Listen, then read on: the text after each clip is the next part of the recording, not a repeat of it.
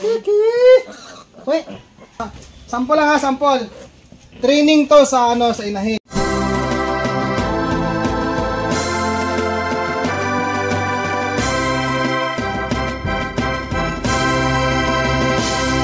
Yan na.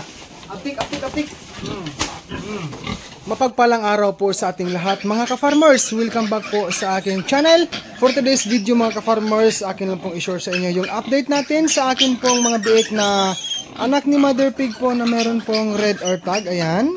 Makikita natin na marami po ang gatas sa kanya pong katawan. Si Mother Pig ko ka-farmers, update ngayon ay sadyang siya guys, hindi pa rin siya pwedeng pagkatiwalaan ni Dodong Villaran na ilapit sa kanya ang kanya pong mga biik. Ayan guys Ayan.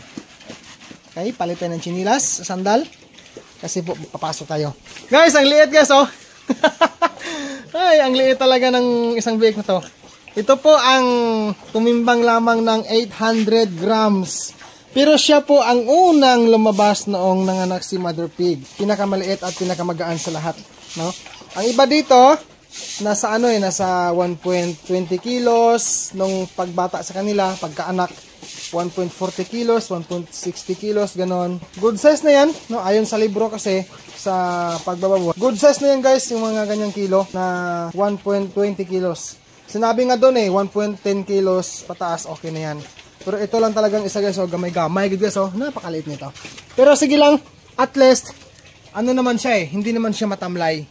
Tulungan mo ako o ikaw maghawak sa camera? Ang gagawin? Ang gagawin? Hawakan mo yung camera. Pakitulungan mo ako. Okay ka-farmers, ngayon, tapos nang kumain si Mother Pig. Panahon na para si Dodong Villaran ay maglilipat ng biik. Wala tayong gloves, hindi pa rin tayo nakabili ng gloves. Pero sige, dapat may pangunas tayo. Ito guys, malinis naman to yung mga pamunas o basahan. Okay, ito guys, pakita ko to Itong karton, sinadya ko yan, harang. Para hindi po makapasok dito ang mga biik. Dito pwede makapasok pero bantay, sarado ako. Ganun din dito. Alam mo na, sa Mother Pig, merong stress pa.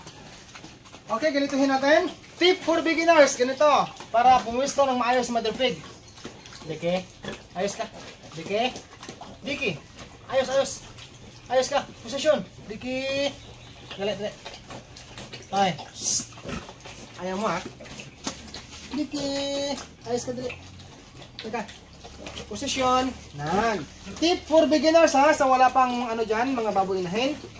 Mga ka-aggressors ko, mga kababayan ko na wala pang baboyinahin, pag nagpapakuha ng gatas sa biik, pag hindi maganda ang posisyon niya, ganito lang Yan. Okay? Okay. Uunahin natin yung pinakamaliit dito. Asan na ba? Ang pinaka-cute, ayan. Ayun! Halos kalahati lang katawan niya. Hanggang ka ang sumunod, unahin natin. Dapat dito siya sa unahan ilagay. Hindi, kasi dyan siya talaga hiyang okay. Lumilipat din siya pag dito ilagay, gumaganon siya Yan, ito sunod Yun, okay. Isa-isa system Isa-isa system. Happy farming. Yan, ilipat natin sila. Matrabaho mga ka-farmers ang gawain ni Dodong Villaran na ganitong klaseng pangyayari. No? Pinagtiyagaan ko dahil si Mother Pig masungit ito sa kanyang mga biik. Sayang kasi guys kapag po paghahayaan ko lang. Ito disclaimer lang Nais ko lang i-disclaimer. Ako po ay talagang sobrang pagod, sobrang stress. Sa puyat pa lang, stress na po ako dyan. Kasi nga, oras-oras, simula pagkasilang, sa loob ng 1 week na yan, after birth nito, talagang talagang puyatan ako. Although, normal lang talaga yan sa atin bilang aggressor kasi hands-on tayo sa baboy natin. Pero at least, enjoy. Yun po ang maganda. Enjoy tayo sa ating ginagawa sa pagiging aggressor, no? Okay? Nagbabago lang yung inahin na to, bumabait siya pagkalipas mo ng 1 linggo. Dati kasi 5 days mula panganak niya, mabait na siya Pero sa aking observation, pagka 6 days, medyo hindi pa siya gaanong totally na mabait. No? Pag lumapit yung kanyang biik, Ginaganon niya para no. Yan. Ayan! Ito! Ito na. Halika, pakita mo dito. Yan, tignan natin. Yan. Magatas to guys, oh. Magatas. Magatas si Mother Pig. Ayan, galadok-ladok, oh. Yan. Ayan. Diba? Happy farming, mga ka-farmers. Okay. Mga healthy piglets, oh. Okay, kahit sabihin natin na talaga namang walang perpekto sa ating pag-alaga ng baboy, nagkakaiba-iba po ang mga resulta sa mga biik na isinisilang ni Mother Pig. Kung gaano karami, no? Yung quantity ba? Yan, mga ano sila, mga maliliksi. 2 days old since birth, mga ka-farmers. 2 days old. Yan. Okay, samantala dito sa kabila ay ganun din, mga dagko na. May pasuyo may sa camera. Please lang. Biglang tatayo sa Mother Pig, oh. Kilala ko na to eh. Kilala ko na to mga inahin na to eh. Oh, ito. Pag tumayo ito guys, bantayan natin ha. Kasi ganito guys, ginagawa ko talaga sa loob ng 1 linggo. Mula nung mga anak ito, binabantayan ko. Oh, yan na. Aptik.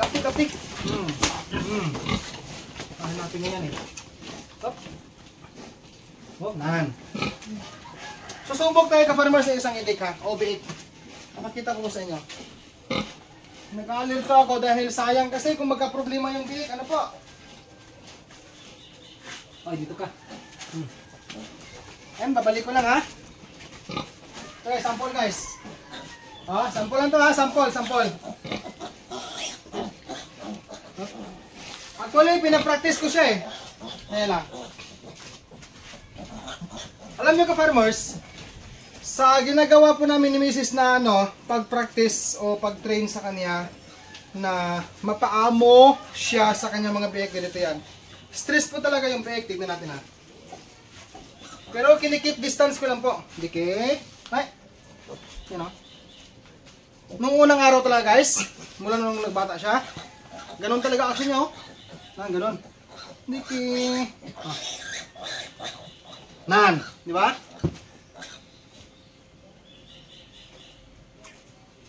Nan. Kita niyo po, ganun po ang sample. So dahil wala akong gloves, ganun sana oh. Lalabas tayo. Okay. Huwag tayong mabigay ng kumpiyansa kasi lahat tayo ay nakakapanghinayang talaga pag nagkaproblema sa biik. Sample ha. Palitan natin, medyo na-stress out talaga. Okay. Yan, behave yan eh. Ito, behave to eh. Manipis balahibo. Yan. Uy. Sample lang ha, sample. Training to sa sa inahin. Basta natin reaction.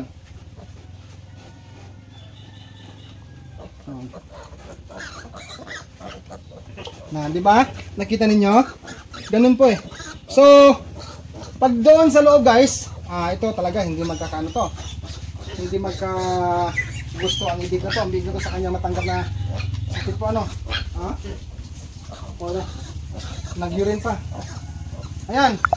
Ganun lang ho mga ka-farmers.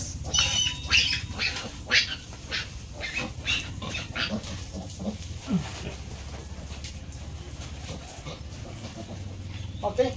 Nakalimutan ko pala yung yellow crates ibangil sa ibaba. Ito guys oh. Yan, iharang natin sa ibaba. Up, Diki. Up. Halika. Yeah. Ganda guys oh.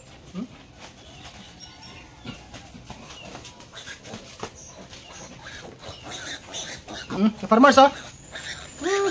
Ang bango pa ng guys, biik oh. Hello. Training.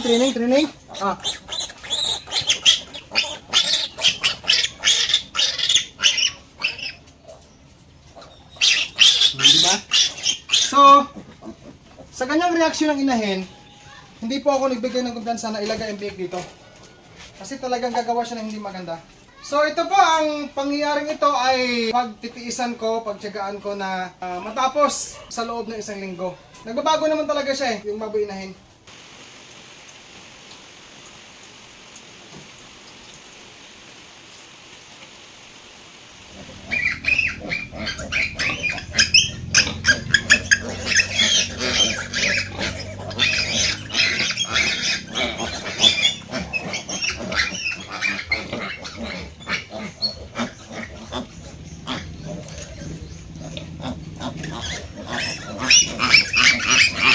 Mga ka-farmers, maraming salamat po for watching this video.